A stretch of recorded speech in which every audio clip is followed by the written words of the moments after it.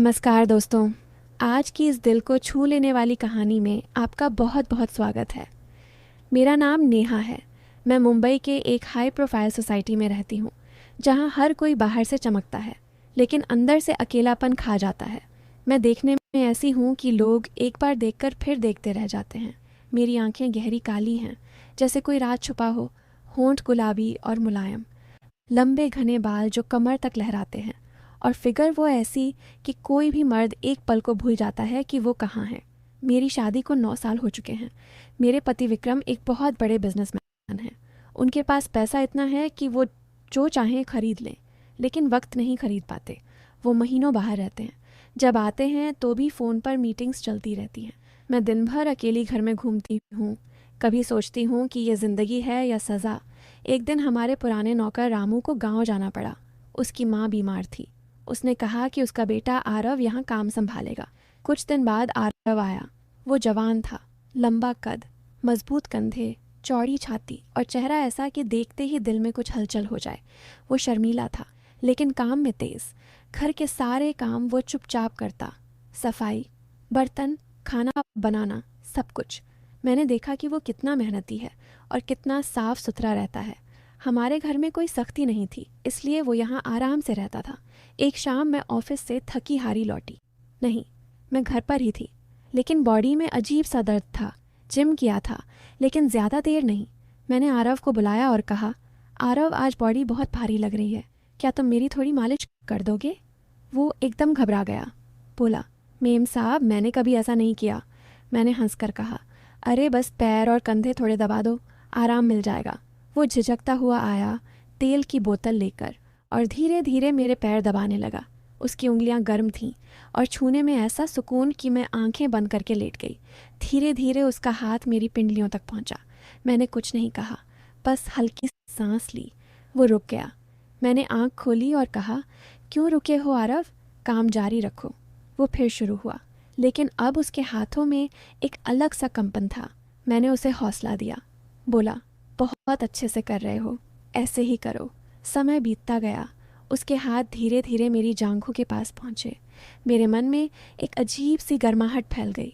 मैंने उसे और ऊपर जाने का इशारा नहीं किया, लेकिन रुकने भी नहीं कहा। वो धीरे धीरे मेरे कूल्हों के पास पहुंचा और फिर रुक गया। मैंने मुस्कुराकर कहा, डरो मत आरव, ये तो बस मालिश है। वो फिर आगे बढ़ा और अब उसके हाथ मेरे पेट के आसपास घूमने लगे। मैंने आंखें बंद कर लीं और उस एहसास में खो गई। 1 घंटा बीत चुका था। कमरे में सिर्फ हमारी सांसें थीं। फिर उसने बहुत धीमी आवाज़ में कहा, मेम साहब, आप सच में बहुत खूबसूरत हैं, जैसे कोई सपना हो। मैं मुस्कुराई और बोली, शुक्रिया आरव, तुम्हारा हाथ भी जादू करता है। फिर उसने और धीरे से कहा, क्या मैं आपको थोड़ा और करीब से महसूस कर सकता हूँ?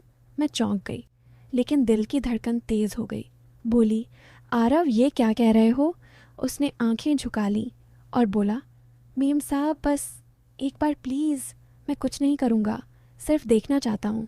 दोस्तों, उसकी वो बात सुनकर मेरे अंदर तूफान उठ गया। मैं खुद को रोक नहीं पाई और मैंने हल्के से कहा, ठीक है, लेकिन सिर्फ देखना। उस पल में कमरा और गर्म हो गया। उसने धीरे से मेरी साड़ी का पल्लू सरकाया और मेरी कमर को देखा। उसकी आंखें चमक उठीं। वो बोला, मेम साहब, आप तो चांद की तरह हो। मैंने हंसकर कहा, बस करो अब। वो फिर मालिश करने लगा, लेकिन अब उसके हाथ और ज़्यादा कोमल थे और ज़्यादा गहरे। वो मेरे कंधों से शुरू करके धीरे धीरे नीचे आया और मेरे सीने के पास रुक गया।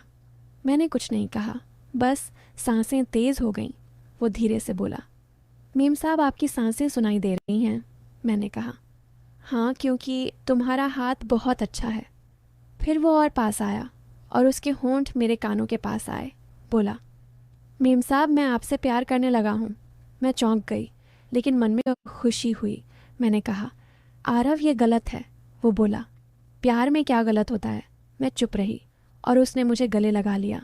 उस पल में दुनिया रुक गई। हम दोनों एक दूसरे में खो गए।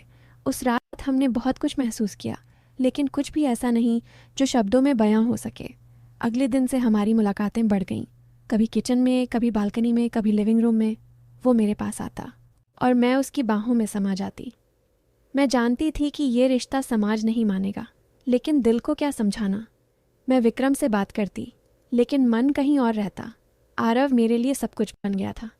उसकी मुस्कान, उसकी बातें, उसका छूना, सब कुछ मुझे ज़िंदा महसूस कराता था। एक दिन मैंने उससे पूछा, आरव तुम्हारा सपना क्या है? उसने गहरी सांस ली और बोला, मेम साहब मैं पढ़ना चाहता हूँ, एक दिन अपना बिजनेस करना चाहता हूँ ताकि मेरी बहन की शादी अच्छे से हो सके और माँ को अच्छी दवाई मिले। मैंने उसकी आंखों में वो सपना देखा और उसे और करीब खींच लिया। हमारी बातें अब रातों तक चलने लगीं, कभी फ़ोन पर, कभी कमरे में। वो मुझे अपनी ज़िंदगी की कहानियाँ सुनाता, मैं उसे अपनी अकेलेपन की।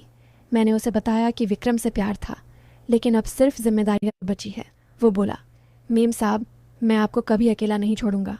मैं रो पड़ी और उसे गले लगा लिया। धीरे धीरे हमारा रिश्ता गहरा होता गया। एक शाम विक्रम अचानक घर आ गए। मैं घबरा गई। आरव को छुपाया, लेकिन विक्रम को शक हो गया। उसने पूछा, घर में कोई और है क्या? मैंने झूठ बोला, नहीं। लेकिन वो मान नहीं रहा था। रात को वो सो गया। मैं आरव के पास गई और बोली, आज रुकना मत। वो बोला, मैं नहीं रुक सकता मेम साहब, आपकी सुरक्षा ज़रूरी है। लेकिन मैंने उसे रोक लिया। उस रात हमने बहुत डर के साथ समय बिताया, लेकिन प्यार में डर भी मीठा लगता है। अगले दिन विक्रम चले गए, फिर से ट्रिप पर। मैंने आरव से कहा, अब हम साथ रहेंगे। वो बोला, लेकिन क्या होगा, समाज क्या कहेगा? मैंने कहा, समाज से ज़्यादा मेरा दिल महत्वपूर्ण है। हमने फैसला किया कि धीरे धीरे प्लान बनाएंगे। आरव ने पढ़ाई शुरू की। मैंने उसे कोचिंग में डाल दिया। वो मेरे लिए सब कुछ कर रहा था और मैं उसके लिए एक नई ज़िंदगी जी रही थी। एक रात जब बारिश हो रही थी, बिजली चली गई। कमरा अंधेरा था, सिर्फ मोमबत्ती की रोशनी।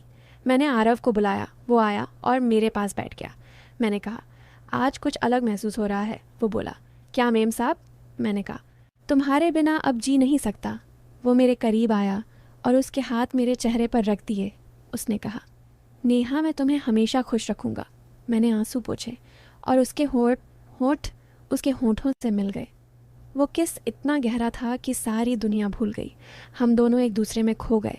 उस रात हमने प्यार की वो ऊंचाइयां छुईं जो शब्दों में नहीं बयां हो सकती। हमारा रिश्ता अब सिर्फ शारीरिक नहीं था, वो आत्मा का जुड़ाव था।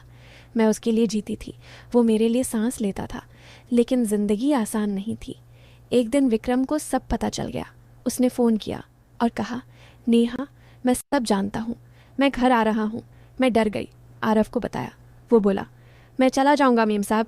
मैंने कहा, नहीं तुम नहीं जाओगे, हम साथ लड़ेंगे। विक्रम आए और बहुत गुस्सा किया। उन्होंने कहा, तलाक दे दूँगा। मैंने कहा, ठीक है, लेकिन मैं आरव के साथ रहूँगी। वो चौंक गए, बोले, क्या तुम पागल हो गए हो? मैंने कहा, नहीं, मैं अब सच में जी रही हूँ। विक्रम चले गए और हम दोनों ने नई शुरुआत की। आरव ने नौकरी छोड़ दी और पढ़ाई पर फोकस किया। मैंने अपना छोटा बिजनेस शुरू किया। हम साथ रहने लगे, छोटे से फ्लैट में। लेकिन खुशी इतनी कि बड़े घर की कमी नहीं लगी। हमारा प्यार गहरा था, विश्वास से भरा, समर्पण से भरा। हर पल में एक दूसरे को महसूस करना, हर रात में एक दूसरे की बाहों में सोना, वो एहसास जो कभी कभी नहीं भूल सकता था। दोस्तों, नेहा ने तो आरव के साथ वो ज़िंदगी चुन ली जहाँ प्यार सब कुछ था। लेकिन क्या आप जानते हैं, उस रात जब विक्रम के जाने के बाद कमरे में सिर्फ हम दोनों थे, तब क्या क्या हुआ।